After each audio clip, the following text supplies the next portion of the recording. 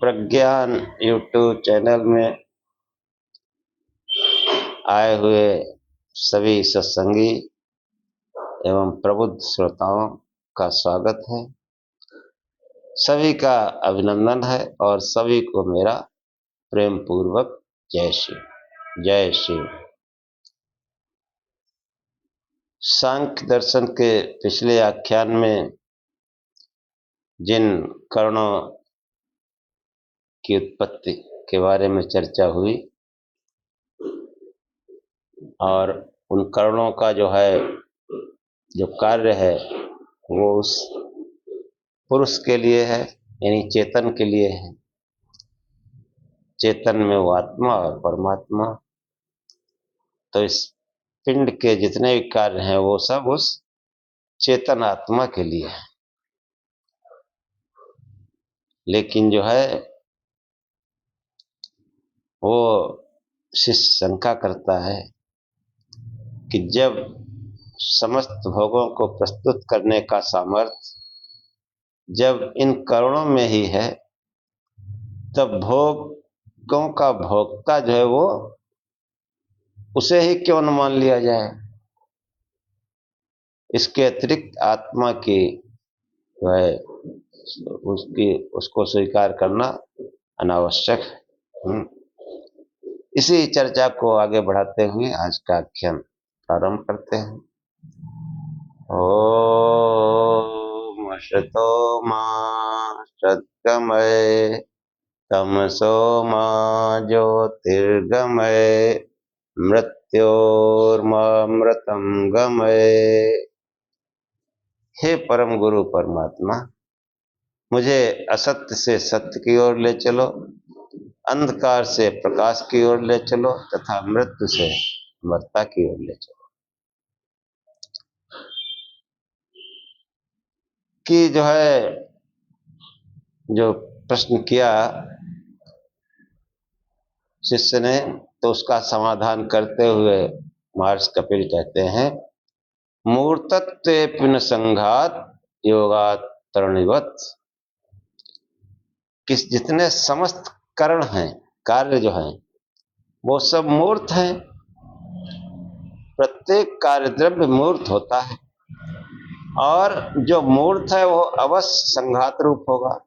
हाँ, कोई भी वस्तु जो दिखाई पड़ती है जिसकी मूर्ति है, वो कई पदार्थों के संघात से बनता है। संघात मतलब कई पदार्थों के मिलने से, आपस में मिल जाने से, एक हो जाने से, समूह ये कहो, कई पदार्थों के समूह से कोई मूर्त वस्तु बनती है।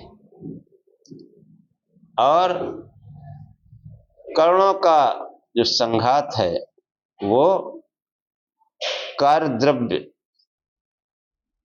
कार्य द्रव्य मूर्त होता है और जो मूर्त है वो अवश्य संघात रूप होगा। और जो संघात है, इस प्रकार करणों का संघात से योग है। समस्त कर्ण संघात रूप है। जो संघात है वो भोक्ता नहीं हो सकता। यानी जो भी ये कर्ण है, 13 कर्ण और 5 तन्मात्राएं, ये ये कर्ण ये इनके संघात से कोई मूर्त वस्तु बनती है। तो वो जो संघात रूप है वह भोक्ता नहीं हो सकता है। कर्ण ये अपने भोग के लिए कुछ नहीं करते। चाहे देख लीजिए, चाहे आंख हो, कान हो, मुंह हो, जिह्वा हो, वाणी हो, नासिका हो। नासिका भी जो गंध सुगंध लेती है उसको, उससे क्या मतलब है? वो तो अंदर जो आत्मा है वो फौरन मन के पास पहुंचाता है। मन बुद्धि के पास, बुद्धि आत्मा के पास। वो आत्मा इसका सुगंध दुर्गंध का अनुभव करता है। जो भी हमारी ज्ञानेंद्रियां, कर्मेंद्रियां, अन्य जो पदार्थ हैं, वो उनका जो भी कार्य है वो कैसा है? परार्थ, दूसरे के लिए है। क्योंकि ये सब जड़ हैं, अचेतन हैं। कोई अचेतन जो है भोक्ता नहीं हो सकता, कि अचेतन के समस्त कार्य जो है वो किसी चेतन भोक्ता के लिए होते हैं, और वो चेतन भोक्ता आत्मा है। कि जो है प्रत्येक संघात परार्थ होता है। इसलिए कर्ण भोगों को प्रस्तुत करने का सामर्थ्य रखते हुए भी मूर्त एवं संघात रूप होने के कारण भोक्ता नहीं हो सकते। कि जो है कर्णों को अचेतन होने के कारण भी भोक्ता नहीं कहा जा सकता। तरण के समान आगे आया, तरणिवत, तरण मतलब सूरज, तरण सूर्य को कहते हैं। जैसे सूर्य प्रकाश स्वरूप तथा अन्य पदार्थों को प्रकाशित करने का सामर्थ्य रखते हुए भी मूर्त एवं अचेतन होने के कारण परार्थ होता है, ऐसे ही कर्ण अर्थ प्रकाशन का सामर्थ्य रखते हुए भी परार्थ होते हैं, स्वयं भोक्ता नहीं। कर्णों के प्रसंग में अन्यतम अंतःकरण अथवा आंतर इंद्रिय मन की एक विशेषता का सूत्र का निरूपण करता है। हाँ, शिष्य ने आशंका की कि मन एक ऐसा करण है जिसका प्रत्येक बाह्य इंद्रिय के साथ संबंध होता है। ऐसी स्थिति में मन का परिमाण क्या होना चाहिए? यह संभव है कि 10 इंद्रियों से संबंध होने के कारण वह महापरिणाम हो अथवा देह परिमाण हो। यह आशंका केवल मन के विषय में इसलिए की गई कि 10 बाह्य इंद्रियों के साथ संबंध की विशेषता इसी में है। हाँ, इस शंका का समाधान करते हुए महर्षि कपिल कहते हैं, अणु परिमाणम तत्कृति सुते, कि वह मन अणु परिणाम है उत्पत्ति शब्द प्रमाण होने से। कि जो है मन अणु परिणाम है, न महापरिणाम न देह परिणाम, क्योंकि अंतिम दोनों अवस्थाओं में समस्त बाह्य इंद्रियों के साथ मन का युगपत संबंध होना रोका नहीं जा सकता। कि जो है समस्त इंद्रियों के साथ जो है मन का जो है योग रहता है, उसको रोक ही नहीं सकते। हाँ, तब अनेक ज्ञान एक साथ हो जाने चाहिए अथवा एक साथ होते रहने चाहिए। ये भी शंका है, क्योंकि ऐसा होता नहीं है, एक समय में एक ही ज्ञान होता है। तो जो अनिष्ट है वह असंगत है। इंद्रियों की अपने विषय में प्रवृत्ति क्रमिक होती है, अक्रमिक नहीं। ये जो है पिछले आख्यान में समझाया जा चुका है, दूसरे अध्याय में। दूसरे अध्याय में जो है आखिर में जो है उसको समझाया गया कि इनका जो है, इनका जो अपने विषय में प्रवृत्ति क्रमिक होती है। कि कोई दृश्य आया आंख में, आंख ने मन के पास पहुंचाया, मन ने बुद्धि के पास और बुद्धि ने आत्मा के पास, तब जाके पता चलता है अमुक वस्तु ये है। सीधे जो है, सीधे आत्मा नहीं ग्रहण कर सकता, मन भी ग्रहण नहीं कर सकता सीधे। उसके लिए बाह्य कारण जो हमारी 10 इंद्रियां हैं, इनका योग होना आवश्यक है। इनके बगैर कोई भोग प्राप्त नहीं हो सकता है। इसलिए मन को अणु परिमाण स्वीकार किया जाना चाहिए। इस प्रसंग में यह ध्यान रखना चाहिए, कोई कार्य तत्व परिमाण की दृष्टि से अपने मूल उपादान की समानता नहीं करता।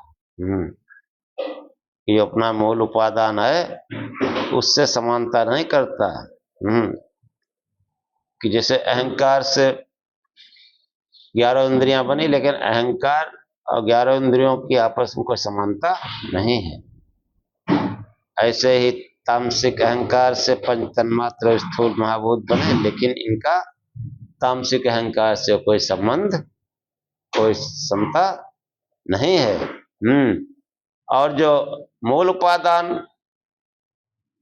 उपादान तो वो सत्रहतम अत्यंत सूक्ष्म तत्व होते हैं। मन का परिणाम उसकी अपेक्षा अवश्य कुछ स्थूल है। जो सतरजतम की साम्य अवस्था है उसकी अपेक्षा मन कुछ स्थूल है, क्योंकि उसके बाद मन आया है। लेकिन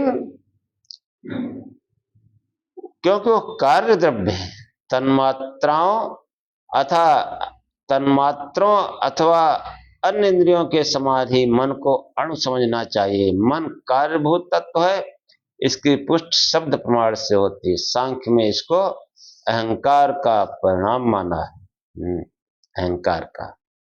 अहंकार सात्विक अहंकार ही जो है वो जब उसका जो परिणाम है, जो परिणित होता है, तो वो इंद्रियों में, सांख्य में 11 इंद्रियां मानी गई। एक आंतर इंद्रिय मन और 5 ज्ञान इंद्रियां, 5 कर्म इंद्रियां, बाह्य इंद्रियां।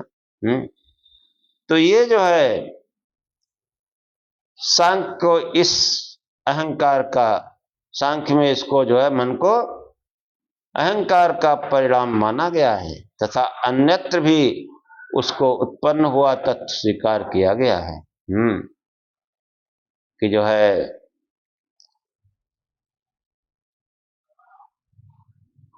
मनोन्नम, मुंडक में आया,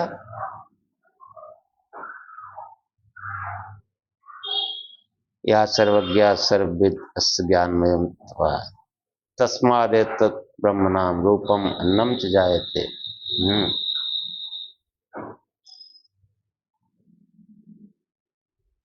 तो ये जो है उस मन की भी जो है उत्पत्ति हुई है, कार्यभूत तत्व।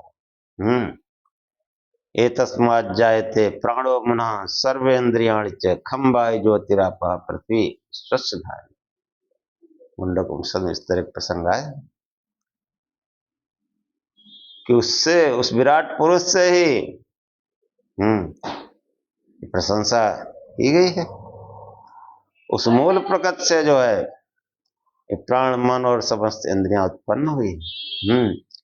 तो ये मन जो है, ये बताने का मतलब ये है कि मन कार्य तत्व है। इसकी पुष्टि शब्द प्रमाण से, यानी वेदों और उपनिषदों से होती है। मन को अन्नमय कहा गया। सूत्रकार कि जो है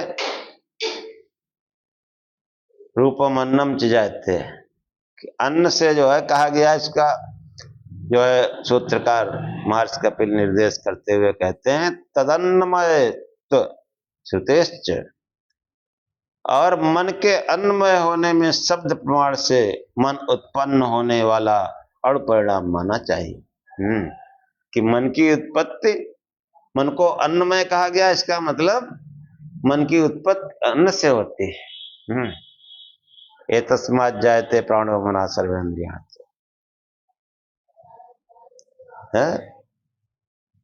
रूपम अन्नम च जायते तस्मात् एतत् ब्रह्मणाम रूपम अन्नम च जायते। समस्त रूप और अन्न उसी से उत्पन्न होते हैं। तो अन्न जो है मन के अन्नमय होने में शब्द प्रमाण से जो है मन उत्पन्न होने वाला, मुख्य चीज है कि मन उत्पन्न होने वाला अणु परिमाण माना जानना चाहिए। कि मन की अन्नमयता शब्द द्वारा प्रमाणित की गई है। अन्नमय ही सौम्य मनः छांदोग्य में आया। ऐसे ही वेदों में जो है अन्न को जो है मन की अन्नमयता प्रमाणित होती है। इस प्रकार के समस्त उल्लेख केवल इतना संकेत करते हैं कि अन्न का उपयोग करने पर मन अपनी सम अवस्था में बना रहता है। खाने को न मिले तो मन फिर ठीक प्रकार से काम नहीं करता। इसे ठीक प्रकार से काम करे, समता में रहे, इसलिए अन्न की आवश्यकता है। जो व्यवहार में उसकी कार्य क्षमता को अक्षुण्ण बनाए रखता है। अन्न से जो है मन जो है वो उसकी कार्य क्षमता बराबर बनी रहती है। अन्न न मिले तो मन जो है वो उसकी कार्य क्षमता प्रभावित होगी। इसी आधार पर मन को अन्नाद व अन्नमय कहा जाता है। वह अन्न अथवा अन्य किसी भूत तत्व का विकार नहीं है। औपचारिक होने पर भी ये वर्णन इतना अवश्य स्पष्ट कर देते हैं कि मन नित्य अथवा महापरिणाम नहीं हो सकता है। मन को नित्य नहीं माना जा सकता है। इससे उसके परिच्छिन्न परिमाण होने पर प्रकाश पड़ता है। अन्य इंद्रियों की भी यही अवस्था रहती है। इसलिए मन जो है उपभोक्ता नहीं हो सकता है। एक देह से दूसरे देह में अचेतन कणों का संसरण क्यों होता है? कि जो बताया गया पिछले व्याख्यान में कि सूक्ष्म शरीर जो है, ये सभी कर्ण और इंद्रिय सूक्ष्म रूप में जो है उस सूक्ष्म शरीर के साथ जाकर के दूसरे शरीर को प्राप्त कर लेते हैं, दूसरे शरीर में प्रवेश कर लेते हैं, संसरण कर जाते हैं। एक देह से दूसरे देह में चेतन कणों का संसरण क्यों होता रहता है? हाँ, तो सूत्रकार कहता है कि जो है पुरुषार्थम संस्कृति लिंगा नाम सूपकार वद्राग्य, कि पुरुषार्थम उस पुरुष के अर्थ के लिए, उस आत्मा के लिए लिंग सूक्ष्म शरीर रूप करणों का संसरण होता है। जो है पुरुषार्थम संस्कृत लिंगा नाम सूपकारवत प्राज्ञा, कि सूक्ष्म शरीर रूप लिंग देह उस पुरुषार्थ चेतन आत्मा के लिए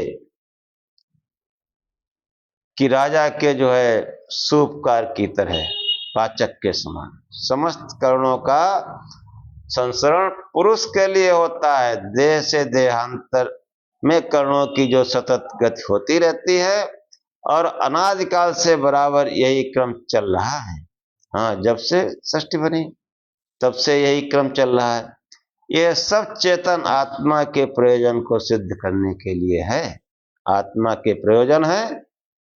आत्मा क्या प्रयोजन है? भोग और अपवर्ग।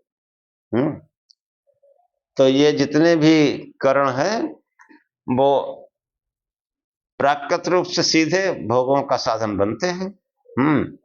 और जो अपवर्ग है, हाँ, उसमें भी इनका प्रयोजन है।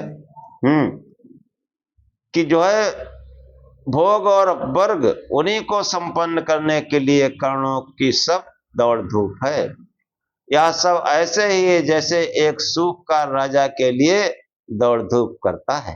हाँ, राजा के नौकर चाकर है, वो उस राजा के लिए दौड़े दौड़े घूमते हैं। जिसके लिए अन्य व्यक्ति भोग सामग्री जुटाता हो, इसलिए जैसे प्रत्येक पाचक अपने अभिभावक के लिए इधर उधर दौड़ धूप करता है और उसके भोग साधनों के लिए उसे प्रस्तुत करता है, ऐसे ही चेतन आत्मा के लिए कर्णों की दौड़ धूप।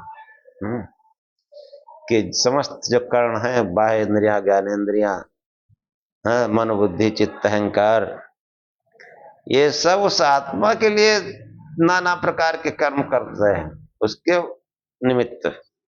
और उसका निमित्त क्या है? भोग और अपवर्ग। इन कर्णों की सहायता से ही सांसारिक भोग भी प्राप्त होते हैं और इन्हीं की सहायता से मोक्ष भी हासिल होता है। अपवर्ग भी इन्हीं की सहायता से प्राप्त होता है। तो कर्णों के संबंध में विचार करने के अनंतर अब स्थूल देह विषयक विचार प्रस्तुत किया जाता है। कर्णों की बात हो गई, अब स्थूल देह विषयक जो है विचार आगे आता है। क्योंकि आत्मा के समस्त भोग स्थूल देह के सहारे हो पाते हैं। सूक्ष्म देह के सहारे समस्त भोग तो हो नहीं सकते। सारा जो है स्थूल देह का ही रहना पड़ेगा। सूक्ष्म देह के सहारे कुछ नहीं हो सकता। सूक्ष्म देह जो अनुभव भी करता है उसमें भी वो स्थूल उसका आश्रय है। स्थूल के आश्रय बगैर कैसे कोई भोग प्राप्त कर सकता है? कि जो है, क्योंकि आत्मा के संबंध में भोग स्थूल देह के सहारे हो पाते हैं। हाँ, प्रथम सूत्रकार स्थूल देह की रचना के संबंध में अपना सिद्धांत बताता है। हाँ, वो स्थूल देह कैसे बना, तो पहले महर्षि कपिल ने ये बताया, फिर आगे जो है उसका प्रयोजन बताएंगे कि पांच भौतिको देह, ये शरीर जो है, स्थूल शरीर पांच भूतों से बना है। पांच भूत आप जानते हैं, पृथ्वी जल अग्नि वायु आकाश। पृथ्वी तत्वों से समस्त भीतरी बाहरी मुख्य भाग पृथ्वी तत्वों से बना। जो भी स्थूल आपको दिखता है, ये सब पृथ्वी तत्व से बना है। समस्त रक्त तथा अन्य धातुओं एवं अवयवों का संश्लेषण जली तत्व से है। इसी प्रकार पाचन संस्थान तथा जीवनाकुल ऊष्मा अग्नि तत्वों से। पाचन भी वो बिना ऊष्मा के नहीं हो सकता। और भी जीवन, यहां देखो शरीर गर्म रहता है, और ये सब कहां से आएगा? ये सब अग्नि तत्व के बिना नहीं हो सकता। समस्त प्राण एवं रक्त तथा अन्य धातुओं मलों का देश में सर्वत्र संचरण वायु तत्व से होता है। कि जो है पाचन वाचन सब हो गया। अब ये जो रक्त है, प्राण है अंदर, और जो सूक्ष्म तत्व हैं, उनका संचरण शरीर में कैसे होगा? वो वायु तत्व से होगा। कि समस्त धातुओं और मलों का जो है सर्वत्र संचरण वायु तत्व से होता है। एक एक नस नाड़ी में जो हम भोजन वोजन करते हैं, उनका प्रवाह उस वायु तत्व से होता है। और बाहर भीतर समस्त अवकाश प्रदान जो है आकाश तत्वों से बने। कि अंदर जो है, अंदर भी आकाश तत्व है और बाहर भी इसी आकाश तत्व में ही सब स्थित हैं। और अंदर भी आकाश तत्व है। हाँ, जैसे हम कुछ भी खाते पीते हैं तो अंदर कोई खाली जगह है, तभी तो वहीं तो जाता है। तो ये जो है आकाश तत्व है। ये नासिका के अंदर आकाश तत्व है, तभी कोई सुगंध या दुर्गंध जा सकती है। ऐसे ही कान में जो शब्द, जो खाली जगह है, उसी शब्द प्रवेश करते हैं। प्रत्येक ज्ञानेंद्रिय का यही सिस्टम है कि जो है जो अंदर अवकाश, वहां पर कोई वस्तु आ सके, वो अवकाश प्रदान जो है आकाश तत्वों से बने। इस प्रकार प्रत्येक स्थूल देह में पांच भूतों का परिणाम है। इस संबंध में सूत्रकार कुछ अन्य विचारधाराओं का उल्लेख करता है कि चातुर्भौतिकामित्य के चार भूतों से बना है, ऐसा कोई आचार्य मानते हैं। कोई आचार्य मानते हैं कि वो चार तत्वों से बना है। कि जो है उसमें वो आकाश की गणना नहीं करते, लेकिन आकाश तत्व है, बिना रिक्त स्थान के भी कोई कार्य नहीं हो सकता। कोई विचारक देह को चार भूतों से उत्पन्न हुआ मानते हैं। उनके विचार में आकाश किसी वस्तु का आरंभक नहीं होता, इसलिए प्रत्येक स्थूल देह शेष चार भूतों से बनता है। देह की रचना में आकाश अनुपयुक्त है, ऐसा कुछ आचार्य मानते हैं। इस संबंध में एक और विचार है कि एक भौतिकम इत्परे एक भूत से बना है, ऐसा अन्य आचार्य कहते हैं एक ही भूत से बना है। कि जो है वो एक भूत मतलब एक पृथ्वी तत्व से बना शरीर दिखा रहा है जड़। दूसरे विचारकों का कहना है कि स्थूल देह केवल एक पृथ्वी तत्व से बना है। देह के उपादान तत्व में केवल पार्थिव है, अन्य तत्व सहायक मात्र हैं। इन विचारधाराओं से भी ये स्पष्ट है कि किसी भूत तत्व को स्थूल देह की रचना में से निकाला नहीं जा सकता है। हाँ, वो कहते हैं अन्य तत्व सहायक मात्र है, सहायक हैं तो उनकी सहायता के बगैर जो है ये देह नहीं बन सकती। इसलिए पांचों तत्वों की आवश्यकता है। पांचों तत्वों की मतलब जो है का योगदान है इस देह में, शरीर की रचना में। तब केवल उसे उपादान न मानने में कोई विशेषता नहीं है। यह संभव है कि शरीर के एक भौतिक होने का विचार उसमें केवल एक भूत की प्रधानता पर आश्रित हो। जैसे पृथ्वी लोक में समस्त देहों की रचना में पार्थिव तत्वों की प्रधानता, ऐसे ही सूर्य आदि लोकों में तेजस शरीरों की कल्पना की जा सकती है। हाँ, जैसे मनुष्य के शरीर में क्या है, पार्थिव तत्व की प्रधानता है, स्थूल की प्रधानता है, स्थूल देह है। हाँ, तो पार्थिव पृथ्वी से बने हैं कि पृथ्वी तत्व की प्रधानता है, और भी तत्व है जैसे सूर्य आदि जो है उसकी रचना तेजस, हाँ, तेजस शरीरों की कल्पना की जा सकती है कि वहां जो भी शरीर होंगे यानी अंतरिक्ष लोक में जो भी तारे वगैरह हैं वो सब तेजस हैं। तेजस तत्व की प्रधानता संभव है तथा अन्य लोकों में दूसरे तत्वों की प्रधानता वाले देह हो सकते हैं, जिस लोक में जिसकी प्रधानता है। इस प्रकार हमारे पृथ्वी लोक पर देह को पार्थिव ही माना जाना चाहिए। वस्तुतः प्रस्तुत प्रसंग में विचारणीय यही है कि स्थूल देह की रचना किन तत्वों का उपयोग आवश्यक है, और इस स्थिति में हम किसी भूत तत्व को बाहर नहीं कर सकते, यानी पांचों महाभूतों की आवश्यकता है।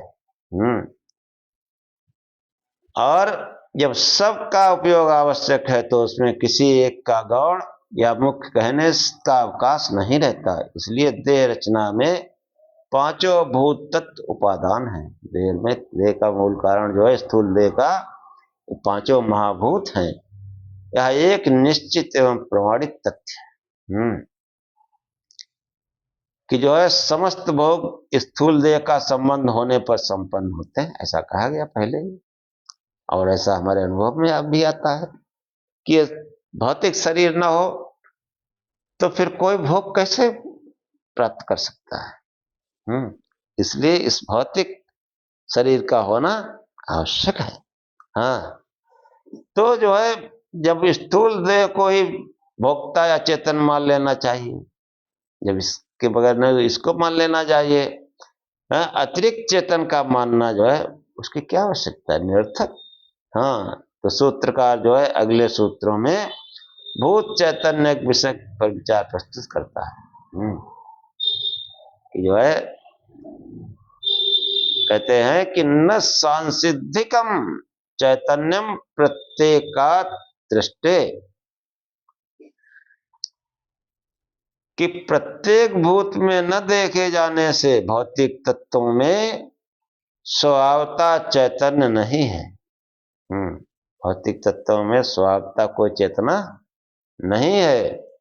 हाँ, प्रत्येक भूत कण में देखे जाने से, यानी भूतों का विश्लेषण करने पर प्रत्येक मूलभूत तत्व में चैतन्य का आदर्शन होने से, प्रत्येक, हाँ, पृथ्वी तत्व है या आकाश तत्व है, जो भी तत्व हैं उनको जो है उनका विश्लेषण करने पर उनके जब मूल रूप में आप जाएंगे तो वो उनमें जो है उनको चेतन नहीं कह सकते।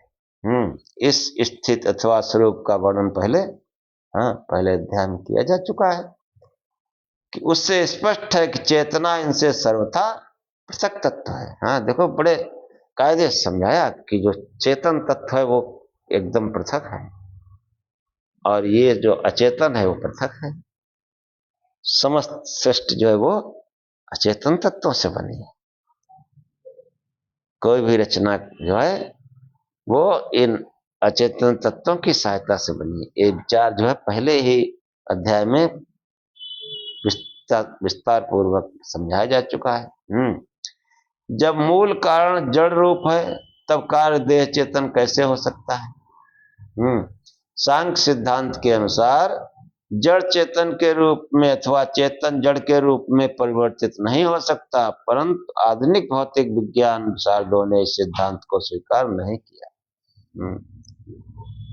परीक्षणों के आधार पर उन्होंने इस तथा कथित तथ्य को प्रकट किया कि जड़ चेतन दोनों एक दूसरे के रूप में परिवर्तित हो सकते हैं। साइंटिस्ट है वो भी अपना दिमाग लगाते हैं, लेकिन किसी चाहे जितना कुछ किया हो, रोबोट तो बना दिया लेकिन रही वो मशीन ही, उसमें वो चेतन तत्व नहीं डाल पाए। मशीनों की सहायता से काम करता है रोबोट, जो उसमें मेमोरी पहले भर दी गई वो काम कर रहा है। तो जो है कि जड़ चेतन एक दूसरे के जो है रूप में परिवर्तित हो सकते हैं, इस प्रकार एक ही मूल तत्व की दो भिन्न व्यवस्था है, ऐसा भी लोग तर्क करते हैं। वस्तु स्थिति यह है कि आधुनिक विज्ञान जिन आधारों पर अथवा जिस रीत से इन तत्वों का परीक्षण करता है, चेतना की उस सीमा में आ जाना या ले आना अशक्य है। कि जिस रूप में जो है आधुनिक विज्ञान इसकी कल्पना करता है, इन तत्वों का परीक्षण करता है, चेतना जो है उसमें चेतना तो डाल नहीं सकते। चेतना का उस सीमा में आ जाना या ले आना उसको, ये संभव नहीं है। चेतना के प्रतिमान लक्षणों से कुछ अनुमान लगाए जा सकते हैं, जो प्रायः उत्पत्त हो जाने के कारण तत्व के अतिरिक्त मिथ्या को अधिक सरलता से आश्रय दे सकते हैं। सर्वप्रथम चेतना का लक्षण जहां प्रतीत होने लगते हैं, ऐसा एक प्रकोष्ठ का प्राणी बताया जाता है। एक प्रकोष्ठ, एक सिंगल सेल, मतलब अमीबा वगैरह, जब विज्ञान के छात्र हैं जानते हैं एक कोष की, अथवा जो है प्रोटोप्लाज्म वगैरह, उसकी रचना का पूर्ण विश्लेषण आधुनिक विज्ञान ने किया है। तो देह को चेतन मानने पर जो है फिर तो तमाम बाधाएं उत्पन्न होंगी। देखो क्या क्या बाधाएं होंगी कि प्रपंच मरणाद्य भावाश्च, कि देह को चेतन मानने से क्या होगा कि समस्त जड़ जगत का और मरण आदि का अभाव हो जाना चाहिए। क्यों फिर मरे कोई? लेकिन मरता है। यदि भूत को जो है यानी भौतिक पदार्थों को चेतन माना जाए तो फिर उसमें क्या नष्ट होगा? नष्ट नहीं होगा, मृत्यु होगी ही नहीं। देह चेतन तभी संभव हो सकता है जब समस्त भौतिक तत्व चेतना माना जाए। उस अवस्था में इस प्रतिमान अखिल जड़ जगत का अभाव हो जाना चाहिए। जड़ जगत में समस्त प्रपंच की प्रतीत अशक्य होगी। इसके अतिरिक्त मरण आदि अवस्थाओं का भी अभाव हो जाना चाहिए। देह में चेतना का न रहना अथवा चेतना द्वारा देह को छोड़ देना ही मरण है। जब समस्त देह स्वतः चेतन है तब छोड़ जाने का प्रश्न नहीं। जब जड़ पदार्थ चेतन ही है फिर छोड़ने का क्या मतलब? ये जो है मरण होता है, कैसे साबित कर देंगे? चेतन तत्व जो है कि जो है चेतन तत्व देह चेतन में इन अवस्थाओं का अस्तित्व न रहेगा, क्योंकि उस स्थिति में देह समान रूप से विद्यमान रहता है। तो तब सदा एक ही अवस्था बनी रहनी चाहिए, पर यह प्रत्यक्ष प्रमाण के विरुद्ध है। ये इसकी जो है किसी देह की एक अवस्था नहीं रहती, क्योंकि चेतन तो हमेशा वो अपरिवर्तनशील रहता है, लेकिन देह जो है अगर जड़ तत्वों से बना है उनको चेतन मान लिया जाए तो फिर उसकी अवस्था एक जैसी रहनी चाहिए, लेकिन ऐसा जो है देखा नहीं जाता है। इसलिए देह का चैतन्य स्वीकार नहीं किया जा सकता।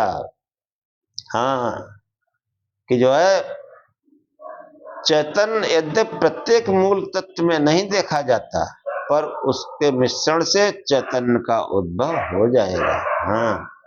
तब देह को चेतन मानने में कोई मौलिक आपत्ति नहीं रहनी चाहिए। देखो इस तरह प्रश्न करते हैं कि जो है उनका जो पंच महाभूतों का जो मिश्रण है उसमें चेतन का उद्भव हो जाएगा, तो इन पंच महाभूतों को ही चेतन मान लिया जाए। तो आगे महर्षि कपिल कहते हैं, मत शक्ति वच्चेत प्रत्येक परिदृष्टे सौम्यात् साहते तद उद्भव। यदि मद शक्ति के समान भूतों को चैतन्य माना जाए तो ये कथन युक्त न होगा, क्योंकि सूक्ष्म रूप से प्रत्येक परीक्षण द्वारा मादकता के देखे जाने पर उनके घोल में मादकता का उद्भव प्रतीत संभव है। अनेक द्रव्य को मिलाकर एक घोल तैयार किया जाता है जिसमें मादकता का उद्भव हो जाता है, पर उस घोल के प्रत्येक द्रव्य में पृथक रूप से मादकता की प्रतीत नहीं होती। कोई मादक पदार्थ बनाया जाता है कई चीजों मिला के, लेकिन वो अलग अलग जब होते हैं तो उसमें मादकता नहीं होती है। इसी प्रकार इस प्रत्येक मूल तत्व में चैतन्य का अस्तित्व नहीं है, तो भी तत्वों का मिश्रण होने पर चैतन्य का उद्भव हो जाना चाहिए, इसमें कोई बाधा नहीं है। इस प्रकार जड़ मूल तत्वों का कार्य देह चेतन आत्मा चेतन माना जा सकता है। इस आशंका का समाधान सूत्रकार करता है कि मादक घोल के प्रत्येक द्रव्य में सूक्ष्म रूप से मादकता का अंश देखा जाता है, इसी कारण उनके साहित्य में अनेक द्रव्यों के मिश्रित घोल में मादकता का उद्भव होना संभव है, परंतु देह आदिभूत भौतिक द्रव्यों में ऐसा नहीं है। समस्त जगत के मूल तत्व में किसी भी रूप में चेतना का अंश नहीं पाया जाता है, इसलिए ऐसे तत्वों का कोई भी कार्य चेतन नहीं माना जा सकता। फलतः प्रत्येक देह में एक अतिरिक्त चेतन भोक्ता का स्वीकार किया जाना आवश्यक है। एक देह से देहांतर में कर्णों का संसरण पुरुष के भोग अपर रूप प्रयोजन को सिद्ध करने के लिए बताया गया। हाँ, इस क्रम में अपर की स्थिति कब आती है कि जो है देहांतर होता रहता है और जो है भोग अपर प्रयोजन को सिद्ध करने के लिए इसे बताया गया, तो वो फिर बताया गया कि आखिर भोग ही भोगता रहेगा, वर्ग की सिद्धि कब होगी, तो उसको जो है आगे बताते हुए कहते हैं कि ज्ञानान मुक्ति चेतन अचेतन के भेद साक्षात्कार से मुक्ति अपवर्ग होता है। इसीलिए चेतन और अचेतन की इतनी व्याख्या की कि चेतन और अचेतन के भेद का साक्षात्कार होने से जो है मोक्ष होता है। और ये साक्षात्कार जो है आगे जो है बताया गया कि जो है कहते हैं कि बंधो विपर्यात विपर्य से बंध होता है, यानी जो है आत्मज्ञान न होने से बंध की व्यवस्था बनी रहती। विपर्य मतलब उल्टा, ज्ञान से मोक्ष हो जाता है और जब चेतन और चेतन का ज्ञान जब तक नहीं होता है विपर्य से जो है यानी विपरीत ज्ञान से बंध होता है। आत्मज्ञान के साथ वर्णाश्रम धर्मों का अनुष्ठान मोक्ष का साधन क्यों नहीं, अथवा कभी कर्मानुष्ठान से मोक्ष हो कभी आत्मज्ञान से हो जाया करे, ऐसा क्यों न माना जाए। इस संबंध में सूत्रकार कहता है कि नियत कारणत्वान न समुच्चय विकल्पो, निश्चित कारण होने से समुच्चय अथवा विकल्प नहीं है। मोक्ष अवस्था की प्राप्ति का कारण नियत है, एक ही निश्चित कारण है, इसलिए समुच्चय किसी अन्य कारण का उसमें आकर मिल जाना अथवा विकल्प कभी किसी एक कारण से मुक्त हो जाना और कभी दूसरे से, ऐसा उसमें संभव नहीं है। मोक्ष अवस्था को प्रकट करने वाला नियत कारण आत्म साक्षात्कार है। हाँ, ये वेदों में कहा गया कि तमें विदित्वा अतिमृत्युमेति नान्या पंथा वेते अनाय। कि उसको जो है जान करके ही इस मृत्यु को लांघा जा सकता है, और दूसरा कोई उपाय नहीं है। उस आत्मज्ञान के द्वारा, उस चेतन और अचेतन के भेद के द्वारा ही उसको जाना जा सकता है। जो प्रकृति से परे चेतन पुरुष है, उसी को जानकर इन सांसारिक बंधनों से छुटकारा होता है। अकबर के लिए और कोई मार्ग नहीं है। अतः इस विषय में कर्णों के समुच्चय अथवा विकल्प की संभावना नहीं है। और इसी को आगे बताते हुए कहते हैं, स्वप्न जागराभ्यामेव मायिकाभ्याम नोभयोर मुक्ति पुरुषस्य। मायिक और अमायिक, स्वप्न और जागर के लिए इस पुरुष का मोक्ष दोनों विकल्प से नहीं है। स्वप्न और जागृत अवस्थाएं जो पृथक पृथक हैं, इन दोनों का समुच्चय संभव नहीं है। कि जो सो रहे हैं तो स्वप्न नहीं, और स्वप्न है तो सो नहीं रहे, और जाग रहे हैं तो स्वप्न नहीं, स्वप्न है तो जाग नहीं रहे। ऐसे ही जो है वो जो आत्म साक्षात्कार है,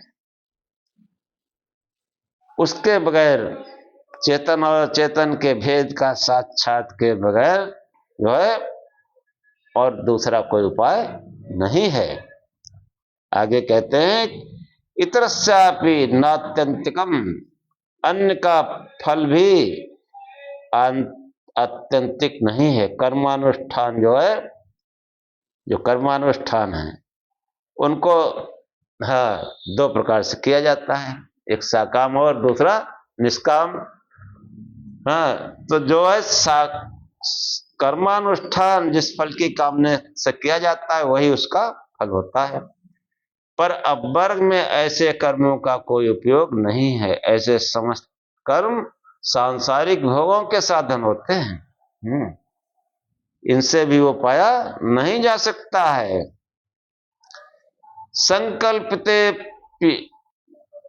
एवं, संकल्प की स्थिति में भी ऐसा समझना चाहिए, वह आत्यंतिक नहीं है। योगी के संकल्प द्वारा प्रस्तुत स्थल में पूर्वोक्त स्थिति समझनी चाहिए। योगी जहां अपने प्रबल संकल्प शक्ति के द्वारा किसी जिज्ञास पर सख्त संचार करता है, और जिज्ञास उस समय एक ज्ञानी जैसी अवस्था का अनुभव करता है, वह आत्यंतिक नहीं, प्रत्युत सर्वथा अस्थायी है। कि किसी ज्ञानी प्रभाव से दूसरा भी ज्ञानी हो जाता है, बड़े बड़े योगियों प्रभाव से हो जाता है, लेकिन ये अस्थाई है, स्थायी नहीं है। स्थायी तो वो जब स्वयं समाधि लाभ द्वारा उस चेतन और चेतन के भेद का साक्षात्कार करेगा, तभी जो है ये हो सकता है। और आगे कहते हैं, भावनोपचयाक्षु धस्य सर्वम प्रकृतिवत, शुद्धांताकरण योगी के समाधि भावना की अत्युत्कृष्ट स्थिति से ये सब शक्य है।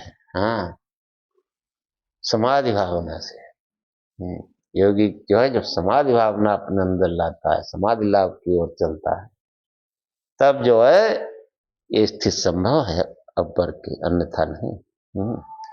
और ये समाधि भावना कैसे होगी, आगे जो है महर्षि कपिल ने इसको ठीक से समझाया है, अगले आख्यान में बताएंगे कैसे भजन ध्यान करें। आज का आख्यान में समाप्त करते हैं। ओम सहनाववतु सहनौ भुनक्तु सह वीर्यं करवावहै तेजस्विनावधीतमस्तु मा विद्विषावहै।